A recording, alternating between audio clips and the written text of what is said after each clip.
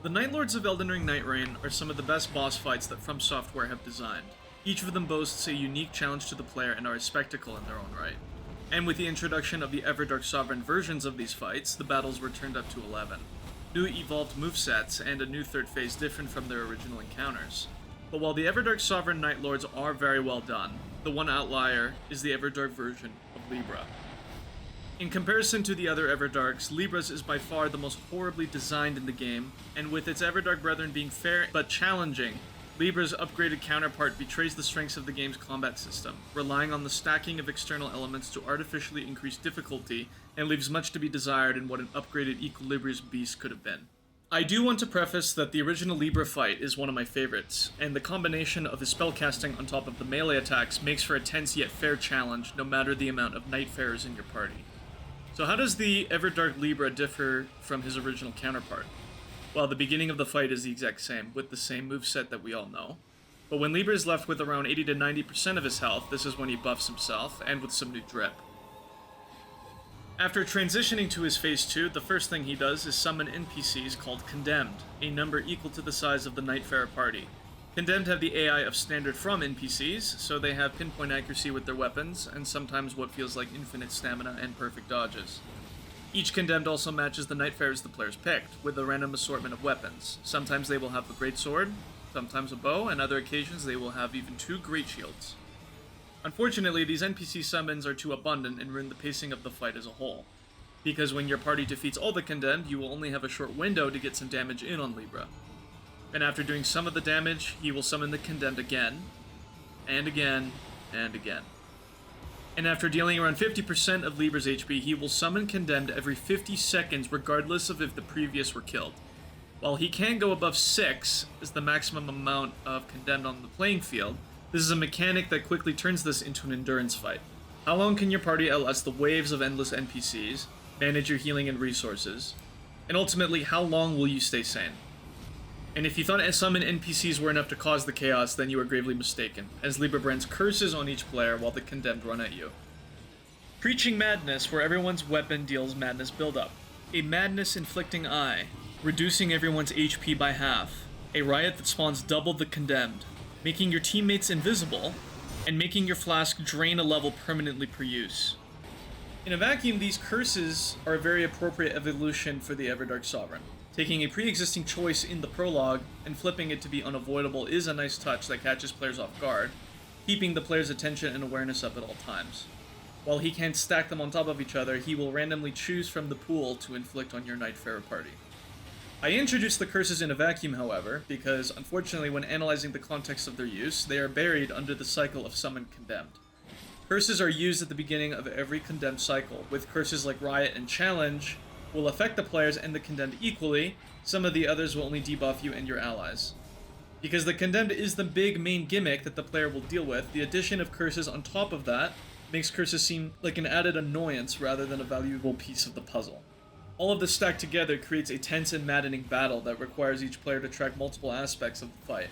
Fighting Condemned on top of the randomly chosen curse, plus Libra himself and his spells, create turmoil but in a way that doesn't feel like a true boss fight.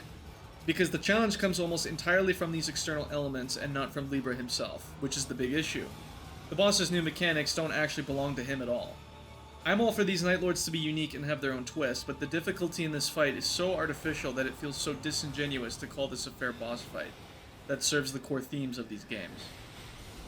To compare this version to the original Libra, he is very much involved in the fight, with less external elements than the Everdark version. While he does cast many spells, they are supplementing his melee moveset. It feels like a fight against Libra, and not random raid-like threats that are just piled up to overwhelm the player. But for the Everdark Libra, FromSoft thought to reduce his movement a lot, and to compensate, gave him all these tools to play with to create difficulty. It's disappointing because Libra himself in his Everdark version doesn't have any new tricks in his moveset, they are just repeated from the OG version. The only exception to this is the arena splitting spell that he uses with every Condemned cycle, which deals damage when a player passes through it one time. If FromSoft wanted to stay set on using the Condemned being the main focal point of the battle, killing off all the Condemned and leaving Libra alone would have been a great opportunity to elevate this fight. Like maybe giving him a new enraged state with new moves, or some new madness spells, and then he would go back to normal after a set period. In the original fight, Libra goes into an enraged state after being stunned out of his buffing period with the golden barriers and rings around him, or when dealing enough madness damage. To trigger this exact same state with the new Libra, all that is required is doing enough damage to him, regardless of there being Condemned on the field or not. While Condemned are able to attack Libra during this tantrum, this is RNG dependent, and it would have been nice to see a new buffing spell that would have been needed to be cancelled, or not even a buff, but an event that would require teammates to defeat, similar to the original fight. In regards to the cycle of the fight though, basically you kill these summoned NPCs as soon as possible while dealing with all the random events and Libra, and then it's rinse and repeat. There is no deviation from this cycle at all. There's no phase change, no new moves, nothing. As mentioned earlier, this feels a lot like an endurance fight. That can be made much easier if your team gets lucky with weapon drops in Limb Belt. If you are fortunate enough to get an armament or spell that inflicts heavy area of effect damage, this can make dealing with the cycle of Condemned much easier. For example, spamming the Moguin Spear Ash of War will decimate the Condemned with bleed damage as soon as they spawn in, making this fight significantly easier. Same with Vike's Spear, its quick madness buildup will put the Condemned in a stun-locked state to make the kill much more swift. If you didn't manage to get lucky with any of your weapon drops or your spells, then you will have to fight these guys normally. This should be much fairer of a fight, doable with strategy and skill, and not relying on the luck of your armament drops, Ashes of War, or Libra's random curse and Condemned combinations. While of course this fight can be done without lucky weapon drops or the use of status effects, etc., it is significantly more difficult and much longer of a fight. And furthermore, another game mechanic this fight has contention with is the lock-on or the focus system. We all know the focus system is our basic tool in Souls games, to hit our target accurately and keep them at the center of our screen at all times. This functions the best when you are fighting in a 1 versus 1 scenario. For people who have played multiple Souls games, this should make sense. The introduction of other enemies at once disrupts the flow of combat, as switching to free aiming attacks makes you less accurate with your weapon strikes. In a boss fight like this, the amount of particles and enemies works against this system.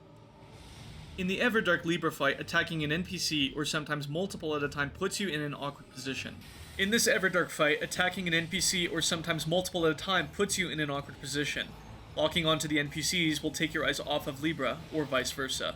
Which is terrible because whichever enemy you are not locked onto, or isn't on your screen, has free reign to hit you without any telegraphed visuals or audio cues.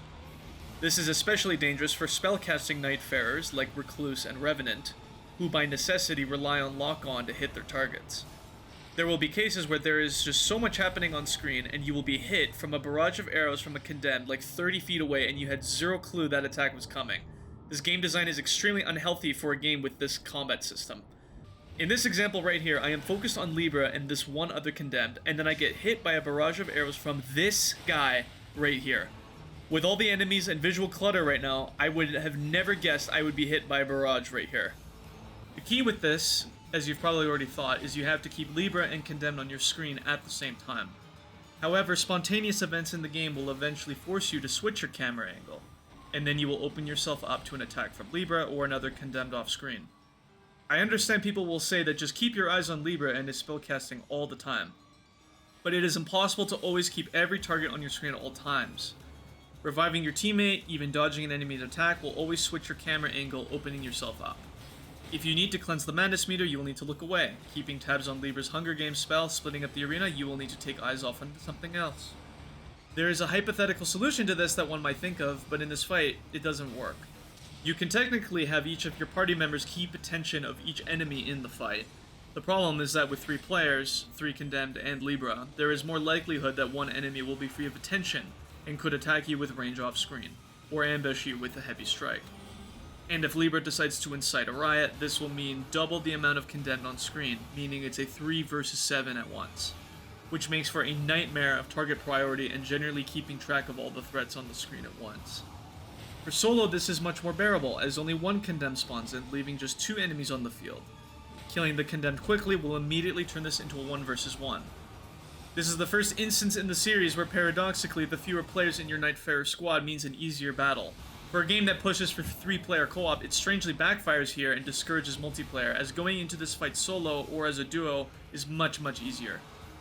The lock-on issues and overwhelming threats present in this fight stem from my issue with unbalanced multi-enemy boss fights in general.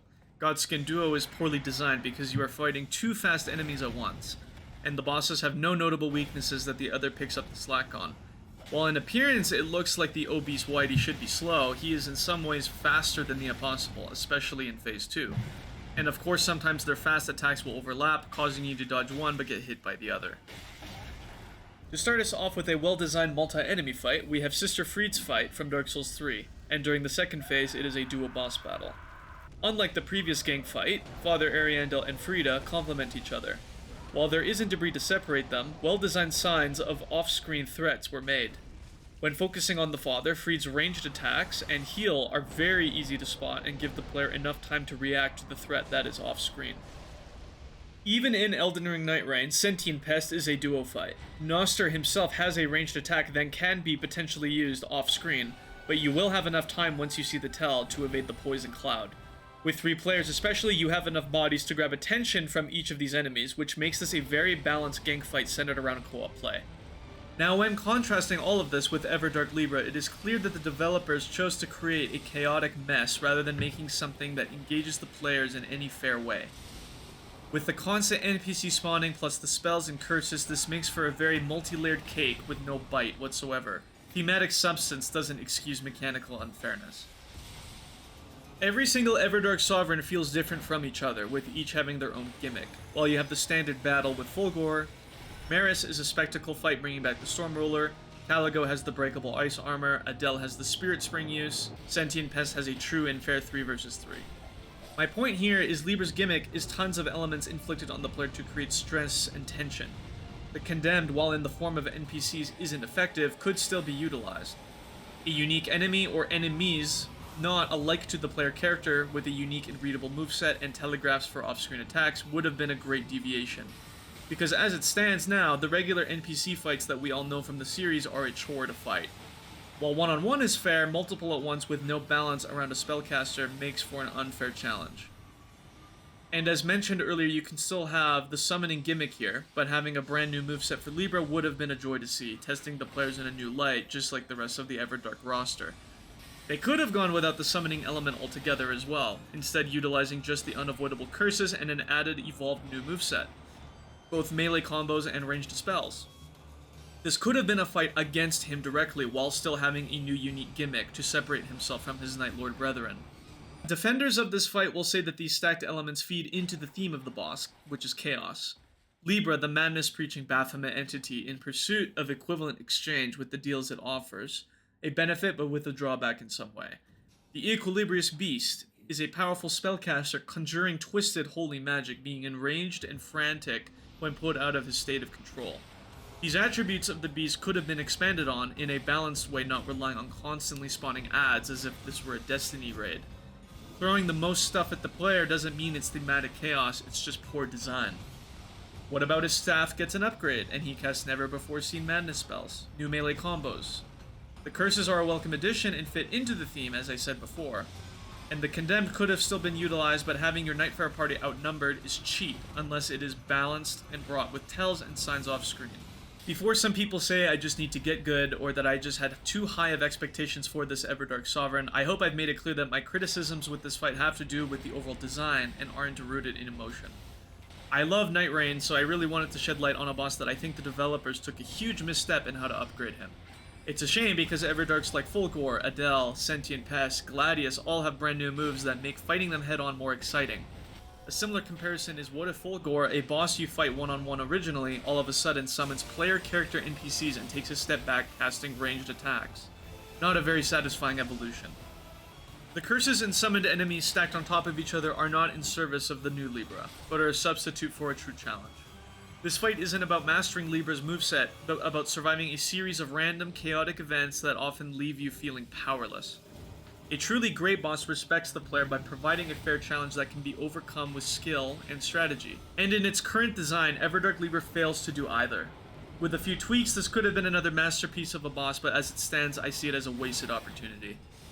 Please give your perspective in the comments. I am extremely open to discussion. And thank you for watching.